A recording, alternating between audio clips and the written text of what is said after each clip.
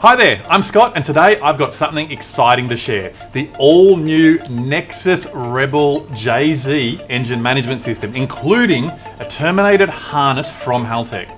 So if you're planning on putting the mighty Toyota JZ engine into your street car, your circuit car, your drift car, even your boat, this is the engine management system for you.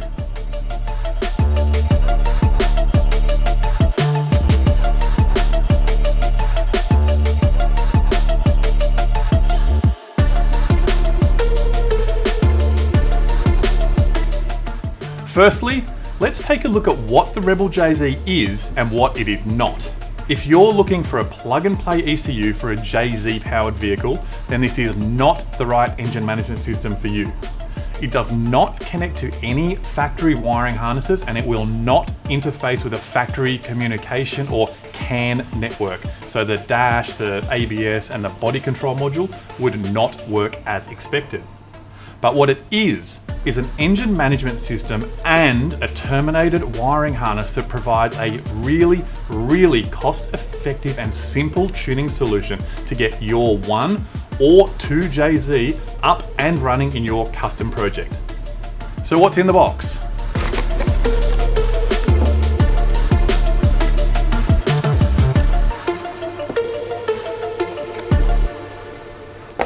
First and foremost, the Rebel JZ Engine Management System, or ECU, suitable for 1 and 2 JZ GTE VVTi and non-VVTi, as well as the 1 and 2 JZ GE VVTi engine variants.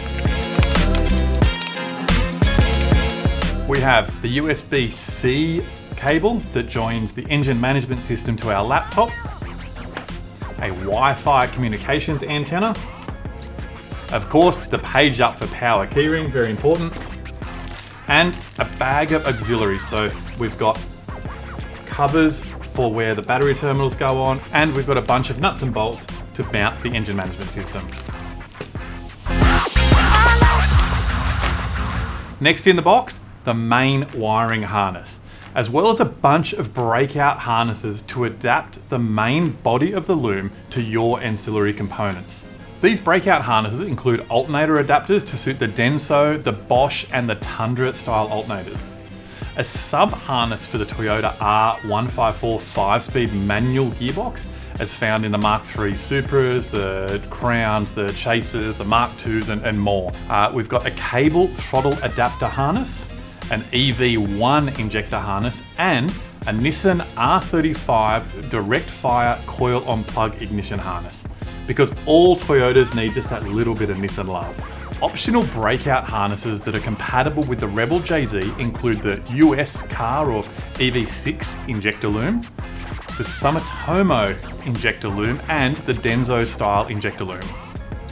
We also do a breakout loom to suit the Bosch drive-by-wire throttle body if you choose to convert to the drive-by-wire throttle while you're at it. And I do highly recommend going down that route for far superior idle control, cruise control, and to clean up that manifold if you're looking for that barely there look.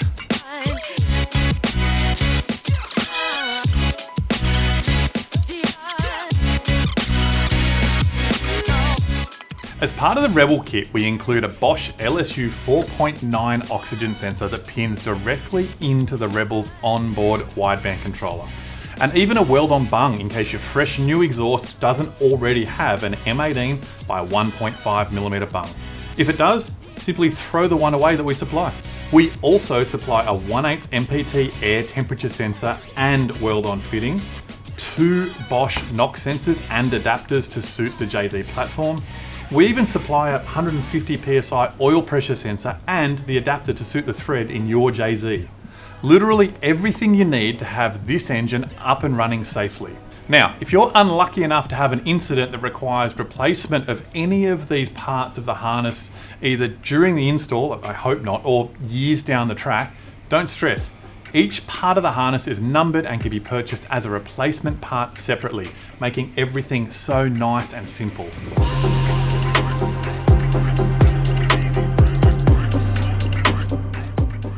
Now, onto the differences between the Rebel JZ and the Haltech R3 range. One of the biggest differences between the R3 and the Rebel JZ is the ability to configure different pins and wires to do virtually anything. And while that's super great for flexibility, it's a little more time consuming and does leave room for error. With this in mind, we've set up the Rebel JZ with dedicated inputs and outputs that don't require configuration and work as intended right out of the box. Every single wire in that harness is labeled and configured in the software, so there's no chance of a setup or a configuration problem. There's simply no need to be spending hours working on a pinout or assigning pins and functionality in the software.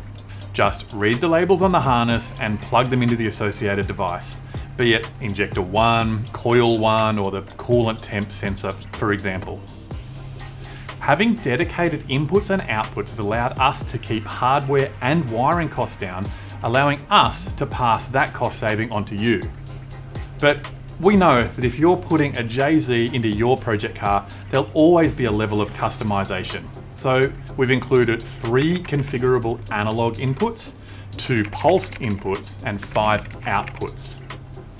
All of these are configurable and in addition to the inputs and outputs required to run the engine. That's more than enough inputs and outputs, or I/O, to be dangerous. But if you want more, you can certainly add a dash or I/O device to expand functionality, just like any other Haltech ECU. Now, let's look at the unit itself. It does look a lot like the R3, and again, we've done that to keep the costs down, but inside it's been designed specifically for the JZ engine. About the only visual difference is the use of screw terminals instead of the higher spec Surlock connectors found on the R3. The Rebel JZ has a CAN communication network which allows communications with all of the popular Haltech CAN devices like the IC7 and UC10 dashes, the 8 and the 15 button keypads, and the PDMs, or the power distribution modules. In fact, you could connect multiples of each device to add functionality as you need it, creating a system that you can really build on. Then there's the Nexus Software Programmer software package, otherwise known as NSP. The Rebel JZ utilizes the same map building wizard found across the range of Rebel products. When you first connect your laptop to the Rebel ECU using the supplied USB cable, it asks for a little information about your setup, then it builds the fuel and ignition maps, as well as makes setup changes depending on your configuration. It'll ask things like what variant of engine you're using, what's the compression ratio, what camshafts are you using, what injectors, which coils, basically asking which components are in play so it can build a map file the closest for your possible combination. Then there's just one more step. Hit the key and she'll fire right up, ready for fine tuning to make the most of your set of modifications. After that, to hit the road or the track.